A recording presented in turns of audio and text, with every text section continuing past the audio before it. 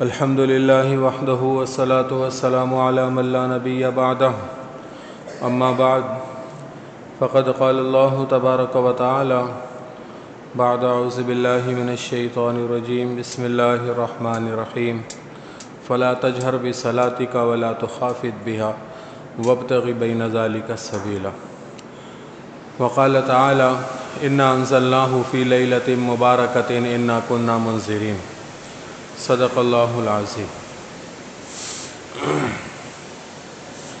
میرے محترم بھائیوں،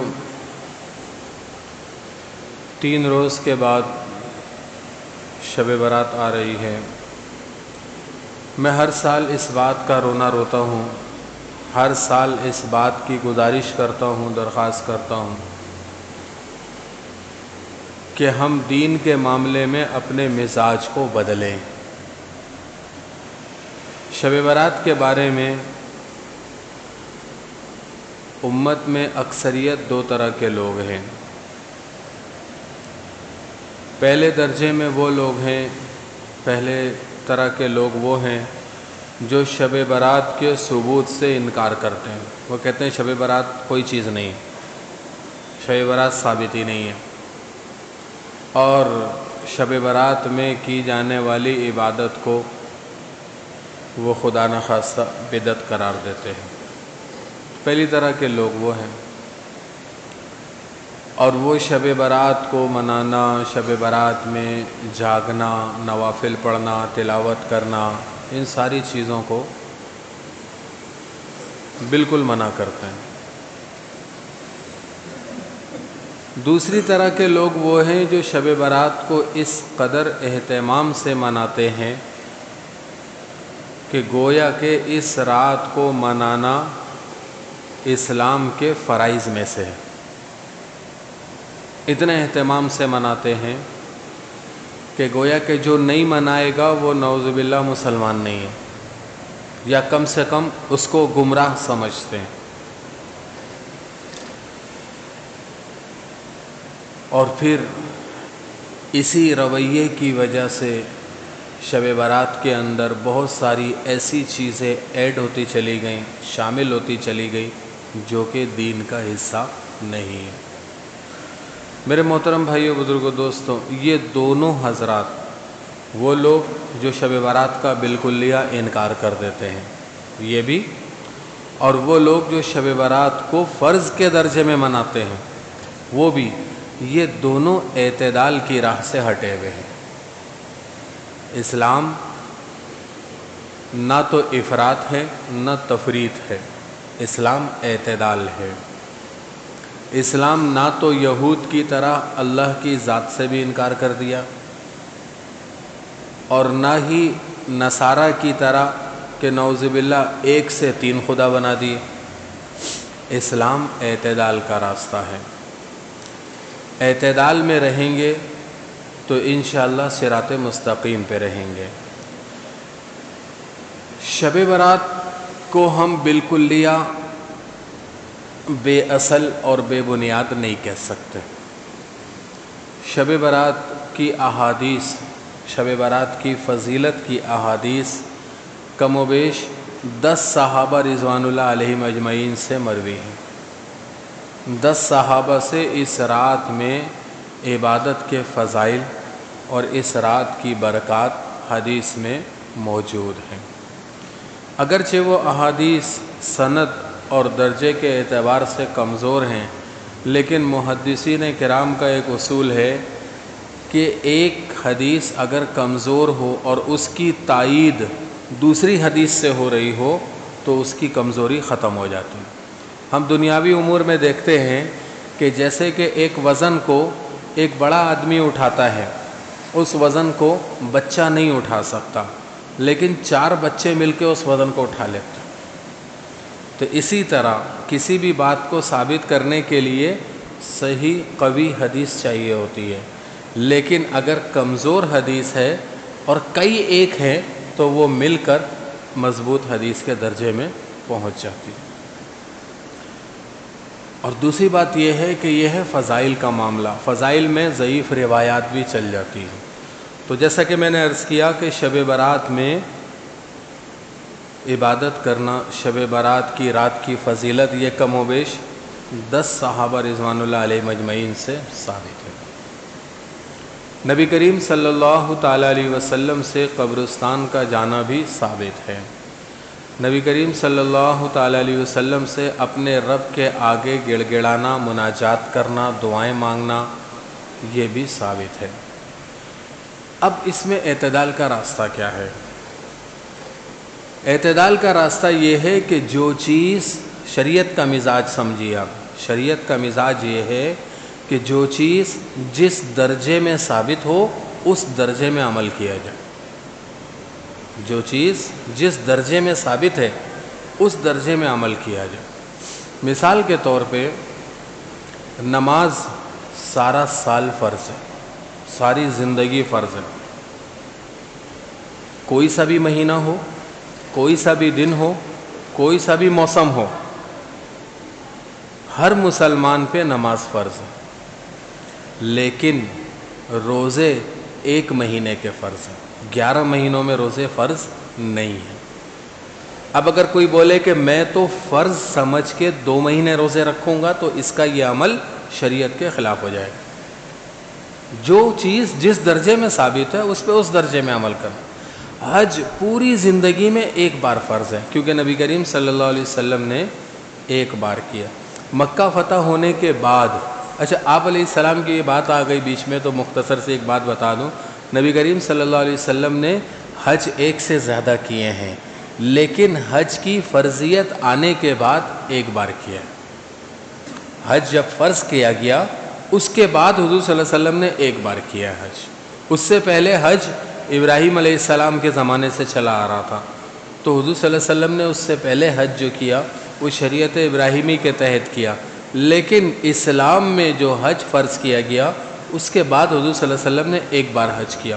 تو اب چونکہ 1 بار حج فرض، 1 بار حج آپ علیہ السلام نے کیا تو امت کے ہر فرد کے اوپر 1 بار حج کرنا لازمی، وہ بھی وہ شخص جس کی جانے کی استطاعت اور طاقت ہو، ہر ایک کے ذمہ نہیں۔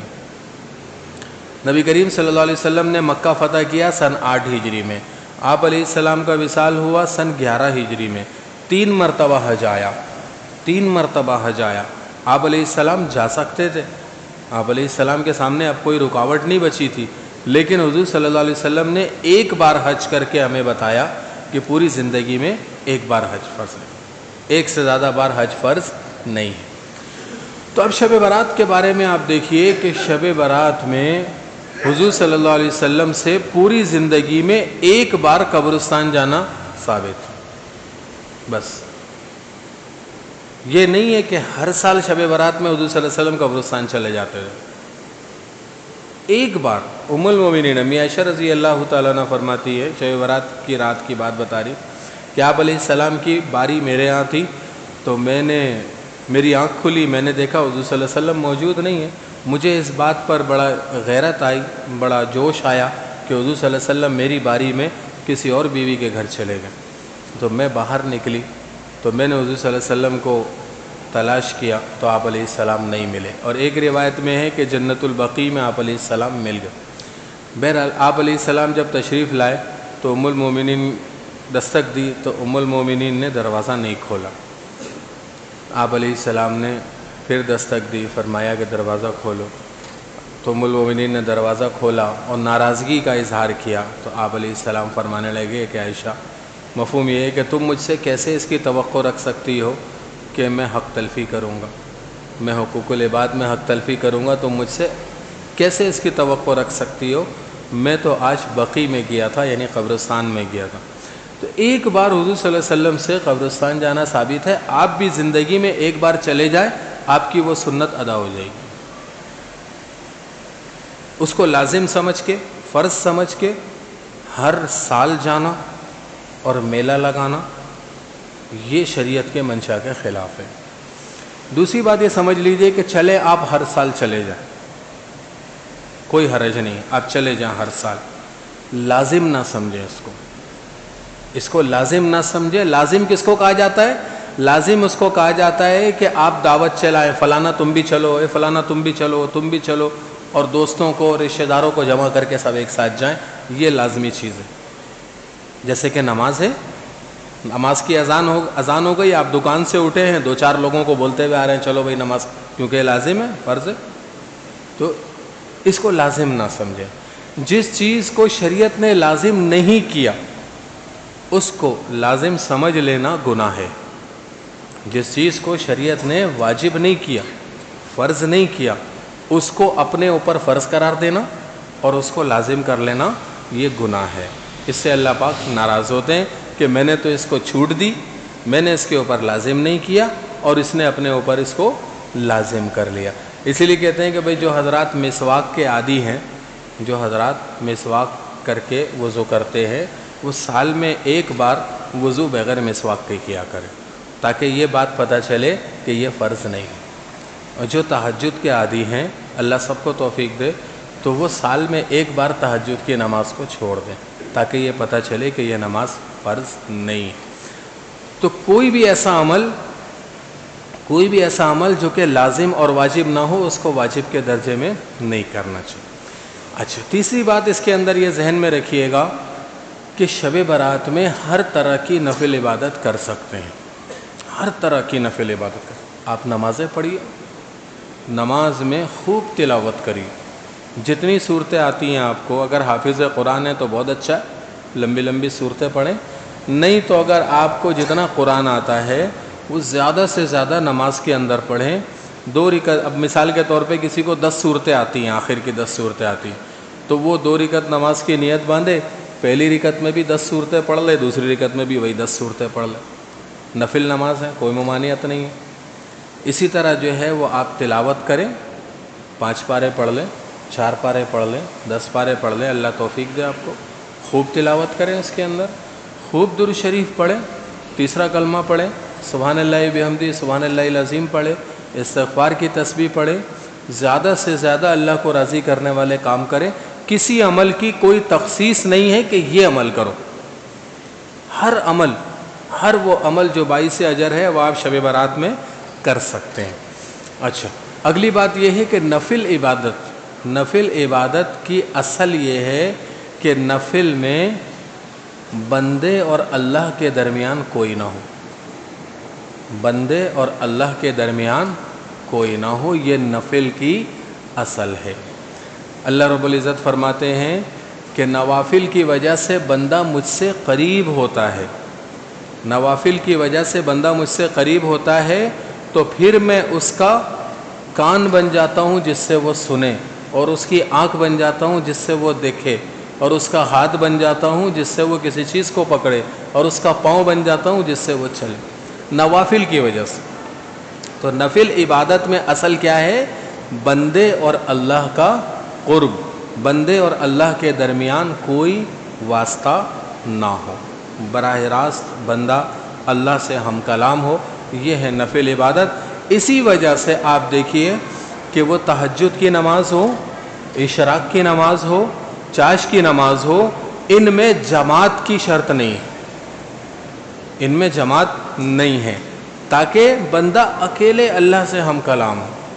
اپنے گھر میں پڑھیں نوافل یا مسجد میں پڑھیں، اصل تو یہ ہے کہ نوافل اپنے گھر میں پڑھیں، لیکن آپ مسجد میں بھی پڑھیں تو ٹھیک ہے۔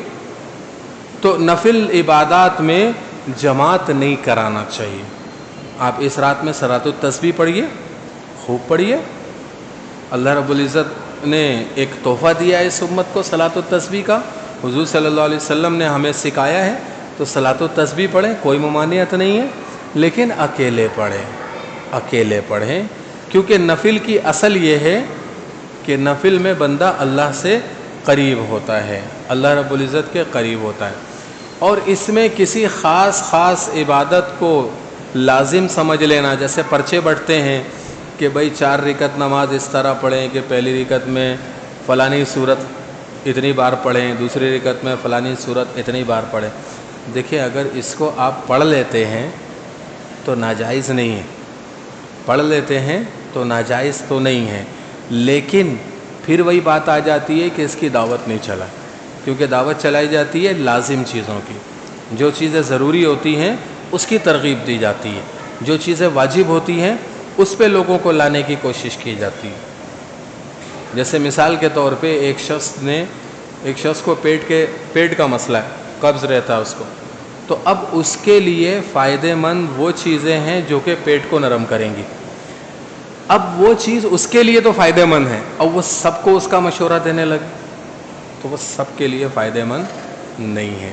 ہر چیز ہر ایک کے لیے نہیں ہوتی ہے، ہر کام ہر ایک کے لیے نہیں ہوتا۔ ہمارے پاس لوگ آتے ہیں کہ استاد جی یہ ہو گیا، فلانے بچے پہ جن چڑھ گیا، فلانا یہ ہو گیا، وہ ہو گیا، تو ہم لوگ معذرت کر لیتے ہیں ہاتھ جوڑ کے کہ بھائی ہم لوگ جنات کے عامل نہیں ہیں، ہم لوگ جنات نہیں بھگاتے۔ تو وہ اس بات پہ حیرت کا اظہار کرتے کہ بھئی آپ تو ماشاءاللہ عالم ہیں لیکن جنات نہیں بھگاتے۔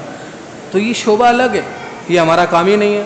ہمارا کام پڑھنے پڑھانے کا، ہم مدرس ہیں، محقق ہیں، ہم اور مزید جو ہے وہ کسی اور شعبے میں ہاتھ ڈالنے کا نہیں سوچ سکتے، وقت ہی نہیں ہے ہمارے۔ تو اسی طرح ہر چیز وہ ہر ایک کے لیے نہیں ہوتی، تو اس کی دعوت نہ چلے۔ شب برات میں خوب سے خوب اللہ سے مانگے اور اپنے لیے دعائیں کریں، اپنے رشتہ داروں کے لیے دعائیں کریں، اپنے خاندان کے لیے دعائیں کریں، پوری امت مسلمہ کے لیے دعائیں کریں۔ اس امت کے اوپر کس کس طرح سے اس دور میں عذاب مسلط ہیں، چاہے وہ عذاب مہنگائی کی صورت میں ہو، چاہے وہ عذاب بے روزگاری کی صورت میں ہو، بے گھر ہو جانے کی صورت میں ہو، بمباریوں کی صورت میں ہو، یا وہ عذاب جو ہے وہ دشمن کے اپنے علاقے پہ قبضہ کر لینے کی صورت میں ہو، کسی بھی صورت میں ہو، اس امت کے اوپر بہت طرح کی پریشانیاں ہیں۔ پوری امت کے لیے دعا کریں، سب کے لیے دعا کریں، اعتدال میں رہیں، شدت اختیار نہیں کریں، شدت نہیں اختیار کریں۔ نوافل آپ کا اور آپ کے رب کا ذاتی معاملہ ہے، آپ کا اور آپ کے رب کا آپس کا معاملہ ہے، نفل عبادت۔ اس میں ہم کسی کو مجبور نہیں کریں گے کہ بھئی فلانے تم بھی کرو، تم بھی کرو، تم بھی کرو۔ ہاں ایسے پوچھ لیا کہ میں مسجد جا رہا ہوں، چلو گے تم بھی؟ شب برات ہے آج، میں مسجد جا رہا ہوں، چلو تم بھی چلو ہمارے ساتھ چلو۔ تو اس کے لیے جو ہے اعتدال کا راستہ اپنائیں اور کسی چیز میں شدت کو نہ لیں۔ اللہ پاک ہم سب کو عمل کی توفیق عطا فرمائے۔ اور گزارش یہ ہے کہ الحمدللہ ہمارے یہاں سالانہ امتحان کے نتائج اور جو بچے قرآن پڑھ کے فارغ ہوتے ہیں پورے سال میں، ان کو جو ہے وہ انعامات اور اسناد وغیرہ دی جاتی ہیں اسی شب برات میں۔ شب برات میں ہم چھوٹا سا ایک پروگرام کرتے ہیں، علماء کو بلاتے ہیں، بیانات کرتے ہیں، پھر ان کے ہاتھ سے جو ہے قرآن پڑھ کے فارغ ہونے والے بچوں کو جو ہے وہ دستار بندی کر دیتے ہیں، اور اسی طرح امتحان میں اچھی پوزیشن لینے والوں کو انعامات دیتے ہیں۔ تو گزارش یہ ہے کہ پیر کے روز آپ تمام حضرات عشاء کی نماز یہاں پڑھنے کا اہتمام کریں۔ عشاء کے فوراً بعد انشاءاللہ بیان شروع ہو جائے گا بلا تاخیر، اور گھنٹے 2 گھنٹے میں پروگرام ختم ہو جائے گا۔ پھر باقی پوری رات پڑی ہوئی ہے، اللہ رب العزت کے حضور مناجات کریں۔ اللہ پاک ہم سب کو عمل کی توفیق عطا فرمائے۔ وآخر دعوانا الحمدللہ۔